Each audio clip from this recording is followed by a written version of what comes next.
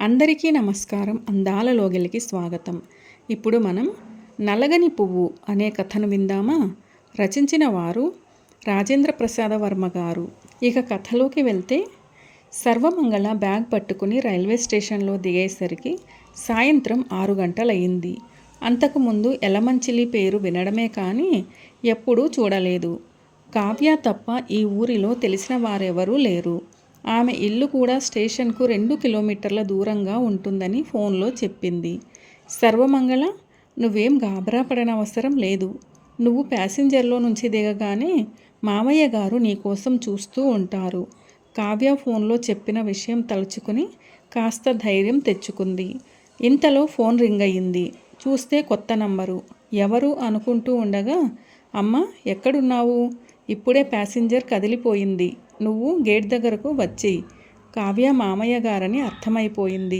నమస్కారం సోమేశ్వరరావు గారు, నేను మెయిన్ గేట్ దగ్గరలోనే ఉన్నాను అంటూ ఉండగా 70 సంవత్సరాల వృద్ధుడు ఆమె వద్దకు వచ్చాడు. సర్వమంగళ, నువ్వే కదా? చనువుగా అడిగాడు. బ్యాగ్ కింద పెట్టి 2 చేతులెత్తి నమస్కరించింది. కావ్య చెప్పిందమ్మా, గంట ముందు నుంచి ట్రైన్ కోసం ఎదురు చూస్తున్నాను. ప్యాసింజర్ కదా, చాలామంది దిగారు, అందుకే ఫోన్ చేశాను. నంబరు కావ్య ఇచ్చింది. పదమ్మా, చీకటి పడుతోంది. ఆమె జవాబు కోసం చూడకుండా బ్యాగ్ అందుకుని బయటికి నడిచాడు. అక్కడ ఎదురుగా ఆగి ఉన్న ఆటో ఎక్కి సర్వమంగళను కూడా ఆహ్వానించాడు. బెంగళూరులో సాఫ్ట్వేర్ ఇంజనీర్గా పనిచేస్తున్న ఆమెకు సోమేశ్వరరావు చనువు ఆశ్చర్యం కలిగించింది. నిత్యం కారులో తిరిగే ఆమెకు ఆటో ప్రయాణం కొత్తగా అనిపించింది. పావుగంట తర్వాత ఇంటి ముందు ఆటో ఆగింది. ఆలస్యం అయిందని మా రాముడు ఎదురు చూస్తూ ఉంటుంది అంటూ బ్యాగ్తో లోపలికి దారి తీశాడు. అప్రయత్నంగా అతడిని అనుసరించింది మంగళ. కావ్య తన స్నేహితురాలిని సాదరంగా ఆహ్వానించింది. రామ్మ, ఎప్పుడు బయలుదేరావో? ఈ ప్యాసింజర్ బండి ఎప్పుడూ లేటే. ఎలమంచిలిలో ఎక్స్ప్రెస్లు రావాయే. మొత్తం మీద క్షేమంగా వచ్చేశావు అంది అత్తయ్య గారు. రాముడు, అమ్మాయి కాళ్ళు కడుక్కునేందుకు నీళ్ళివ్వు. పలకరింపులు తర్వాత. సోమేశ్వరరావు చిరు మందలింపు. అప్పుడు అర్థమైంది, రాముడంటే రామలక్ష్మి అనే అత్తగారి పేరని. కాళ్ళు కడుక్కున్న తర్వాత బ్యాగ్ తీసుకుని నేరుగా కావ్య గదిలోకి వెళ్ళిపోయింది సర్వమంగళ. ఆమెకు చాలా సంతోషంగా ఉంది. ఫోన్లో అనేకసార్లు కావ్య తన అత్తమామల మంచితనం గురించి చెప్పేది. తాను ఇప్పుడు ప్రత్యక్షంగా చూస్తోంది. అమ్మాయి, వేడి నీళ్లతో స్నానం చేసేయి. రాత్రి మన టిఫిన్కు మినపకుడుం సిద్ధం చేశాను. రామలక్ష్మి వారి గది గుమ్మం వద్దకు వచ్చి నెమ్మదిగా చెప్పింది. మినపకుడుం ఎప్పుడో చిన్నప్పుడు అమ్మ చేసినప్పుడు తింది. మళ్ళీ ఇప్పుడు ఆ పేరు వింటోంది సర్వమంగళ. బెంగళూరులో బర్గర్లు, పిజ్జాలు, సమోసాలు తినడం తప్ప తెలుగుతనం ఉట్టిపడే టిఫిన్ తిని చాలా సంవత్సరాలు దాటిపోయింది. అత్తయ్య మామయ్యల ప్రేమను తట్టుకోవడం చాలా కష్టం. ఎంత కొత్త వాళ్ళు వచ్చినా వారు అలాగే ఉంటారు. నన్ను కూడా ఒక్క పని చెయ్యనివ్వరు. మిలిటరీలో పనిచేస్తున్న ఒక్కగానొక్క కొడుకు 6 నెలలకో సంవత్సరానికో వస్తూ ఉంటారు. అంతవరకు వీరికి అన్నీ నేనే. ఒక్క మాటలో చెప్పాలంటే కూతుర్ని, కోడల్ని, అన్నీ నేనే. కావ్య మెరుస్తున్న కళ్ళతో చెప్పింది. సర్వమంగళ ఫ్రెషప్ అయ్యేసరికి 7:30 అయ్యింది. అమ్మా కావ్య, నువ్వు మంగళ రెడీ అయితే వచ్చేయండి. టిఫిన్ రెడీగా ఉంది. మావయ్య గారు కూడా ఎదురు చూస్తూ ఉన్నారు, రామలక్ష్మి అంది. ఇంత తొందరగానా? సర్వమంగళ, ఇది సిటీ కాదు, పల్లెటూరు. రాత్రి 10 గంటలకు భోజనం చేయడం ఇక్కడ కుదరదు. నువ్వు ఇక్కడ ఉన్నన్ని రోజులు ఈ పద్ధతినే ఫాలో కావాలి, తెలిసిందా? కావ్య అంది. మోహన్ అయితే ఈ టైంకి ఎప్పుడూ తినలేదు. రాత్రి 10 గంటలకు రావడం, వచ్చేటప్పుడు ఏదో పార్సిల్ తేవడం, ఇద్దరం తొందరగా తినడం, అలసిపోయి పడుకోవడం. వారంలో 4-5 రోజులు అలాగే జరుగుతుంది. సర్వమంగళ కావ్యతో అంది. మోహన్, నువ్వు సాఫ్ట్వేర్ ఉద్యోగస్తులు కాబట్టి మీకు తినడానికి కూడా తీరిక దొరకదు.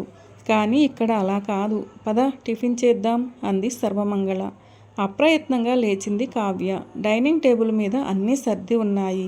రామలక్ష్మి, సోమేశ్వరరావులు పక్క పక్కన కూర్చున్నారు. సర్వమంగళకు కావ్యకు ఎదురెదురుగా 2 ప్లేట్లు పెట్టి ఆహ్వానించారు.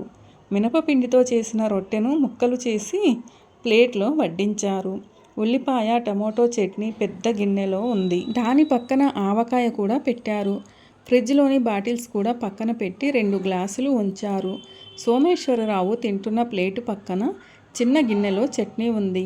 సర్వమంగళ దానివైపు చూస్తున్న విషయాన్ని గమనించి, ఈయనకు చట్నీలో కారం తక్కువ ఉండాలి, ఉప్పు అస్సలు వేయకూడదు, అందుకే ముందుగా ఈ గిన్నెలోకి తీసి మిగిలినది మన ముగ్గురి కోసం తయారు చేశాను అంది రామలక్ష్మి.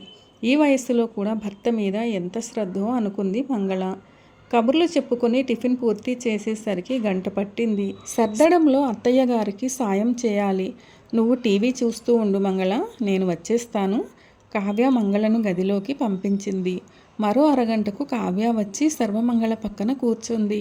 వాకిట్లో మల్లెపందిరి కింద కుర్చీలు వేసుకుని రామలక్ష్మి సోమేశ్వరరావులు కూర్చుని కబుర్లు చెప్పుకుంటున్నారు. వారిద్దరినీ చూస్తుంటే ముచ్చట వేసింది. కావ్య సర్వమంగళ కబుర్లలో పడ్డారు. చిన్నప్పటి నుంచి ఇద్దరూ మంచి స్నేహితులు. సర్వమంగళ ఇంజనీరింగు చదివిన తర్వాత మోహన్తో పెళ్లి కావడం, ఇద్దరూ బెంగళూరులో సాఫ్ట్వేర్ ఇంజనీర్లుగా పనిచేయడంతో అక్కడే స్థిరపడిపోవడం జరిగింది. మిలిటరీలో పనిచేసే వ్యక్తితో వివాహం కావడంతో కావ్య అత్తమామలతో కలిసి ఉంటోంది. దూరంగా ఉంటున్నప్పటికీ అవకాశం దొరికినప్పుడల్లా కావ్య మంగళ ఫోన్లో మాట్లాడుకుంటూనే ఉంటారు. చాలామంది అత్తమామలు లేకపోతే బాగుంటుందని అనుకుంటూ ఉంటారు. కానీ నాకు మాత్రం అత్తయ్య మామయ్య అంటే ప్రాణం.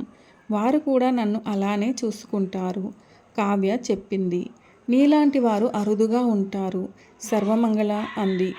నాలాంటి వారు ఎక్కడైనా తారసపడతారు, కానీ మా అత్తయ్య మామయ్య లాంటి జంట మాత్రం కాగడా పెట్టి వెతికినా ఎక్కడా కనిపించరు.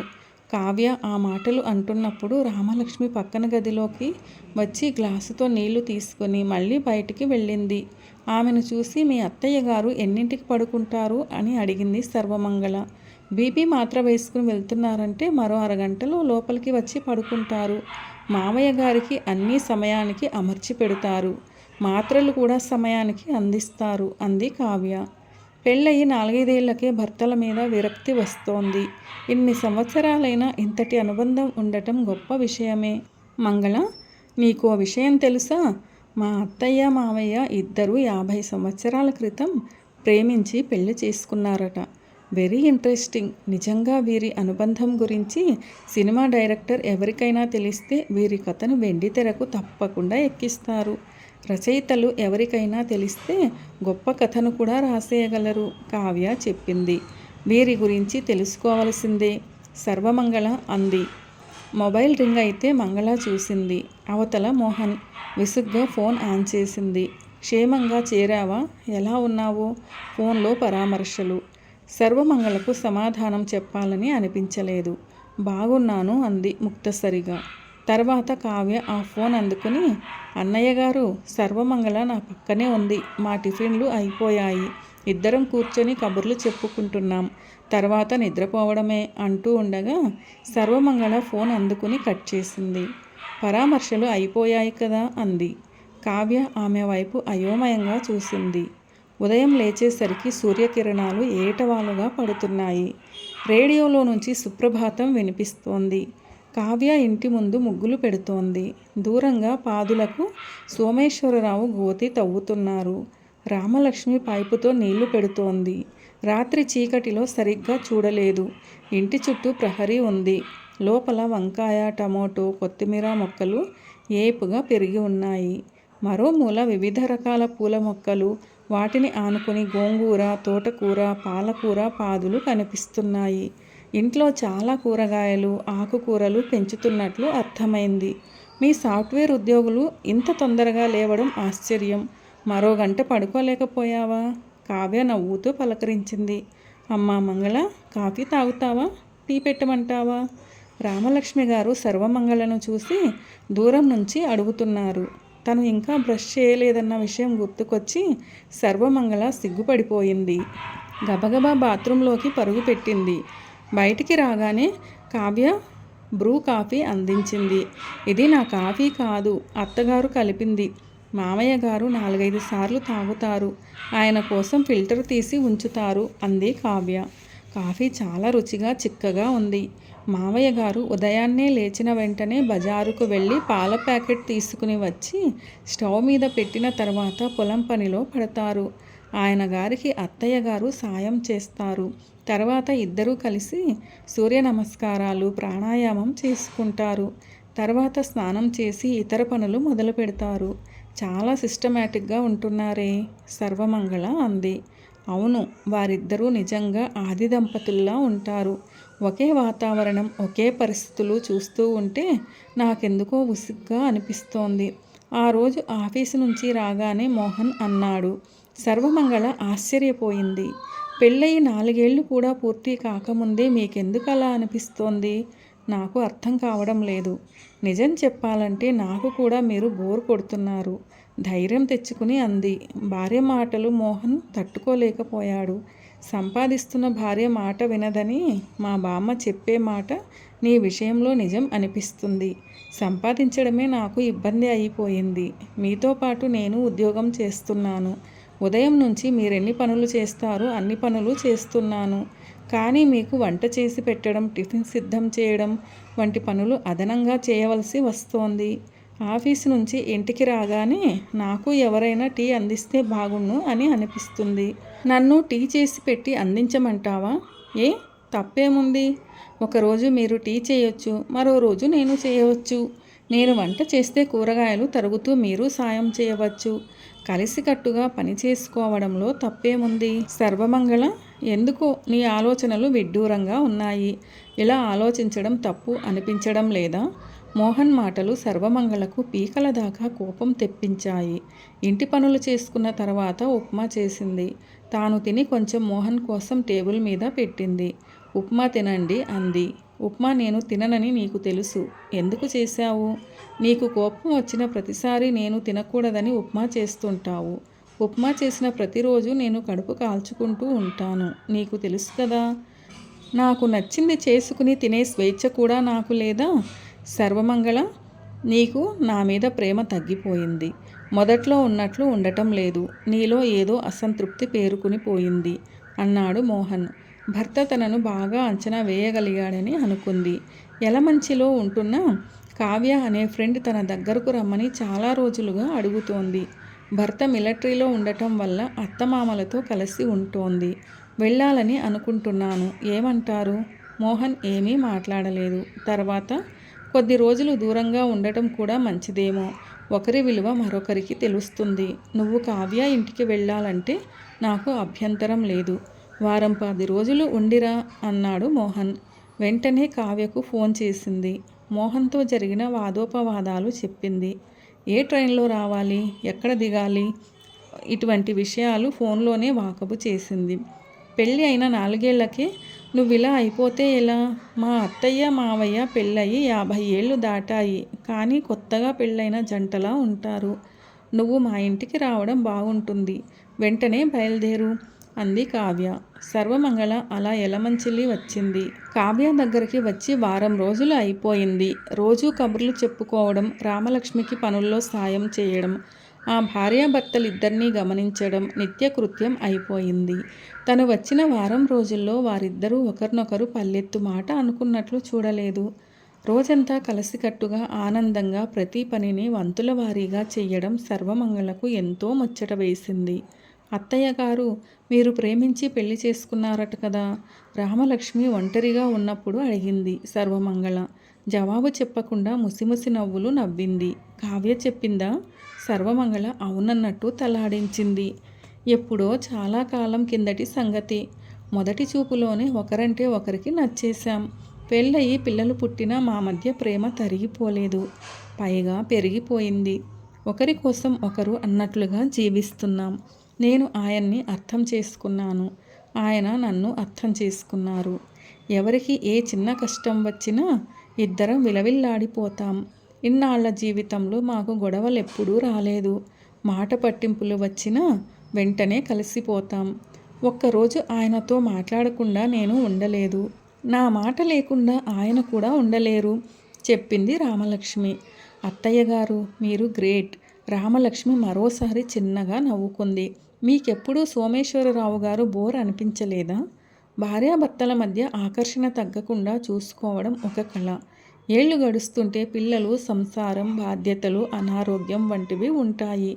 కానీ ఆయన నాకు మాత్రమే అర్థమయ్యే చూపు విసురుతారు అంది.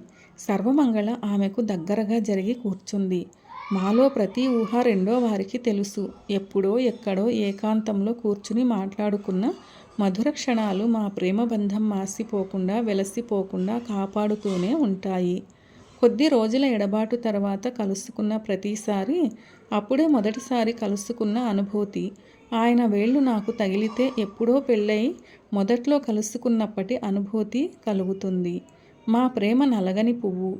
భార్యాభర్తల మధ్య ప్రేమ అలాగే ఉండాలి నెమ్మదిగా చెప్పింది. సర్వమంగళకు చాలా వరకు మబ్బులు విడిపోయాయి. బెంగళూరుకు ఫ్లైట్ టికెట్ బుక్ చేసింది. తర్వాత కావ్య దగ్గరికి వచ్చి, కావ్య, యలమంచలి నుంచి విశాఖ ఎయిర్పోర్ట్కు ట్యాక్సీ మాట్లాడాలి. సాయంత్రం వెళ్ళిపోతున్నాను అంది. మరో వారం ఉంటావనుకున్నాను. ఇంత సడన్గా వెళ్ళిపోతున్నావు? ఆమెకు ఏమీ జవాబు చెప్పకుండా మోహన్కు ఫోన్ చేసింది. ఇంటికి వచ్చేస్తున్నాను. మీరు ఆఫీసు నుంచి వచ్చేసరికి ఇంట్లో ఉంటాను. ఈ రోజు నుంచి మన ఇంట్లో ఉప్మా టిఫిన్ బంద్. మీరు తినని ఉప్మా నేను చేయను అంది కావ్య. కావ్య ఆమె వైపు అయోమయంగా చూస్తూ ఉండిపోయింది. పొత్తూరు రాజేంద్ర ప్రసాద్ వర్మ గారు రచించిన నలగని పువ్వు అనే ఈ కథ ఎలా అనిపించింది మీకు? నచ్చిందా? నచ్చినట్లయితే వీడియోను లైక్ చేయండి, మీ ప్రియమైన వారందరికీ షేర్ చేయండి. అలాగే మన ఛానల్ను సబ్స్క్రైబ్ చేసుకోవడం అస్సలు మర్చిపోవద్దు. వీడియోను చివరి దాకా చూసి కథను పూర్తిగా విన్నందుకు ధన్యవాదాలు. ఇలాంటి మరిన్ని మంచి కథల కోసం స్టే ట్యూన్. అందాల లోగిలి. See you all in another video. Till then, keep smiling and be happy. A very special thanks to the story writer Potturu Rajendra Prasad Varma garu for this wonderful and amazing story.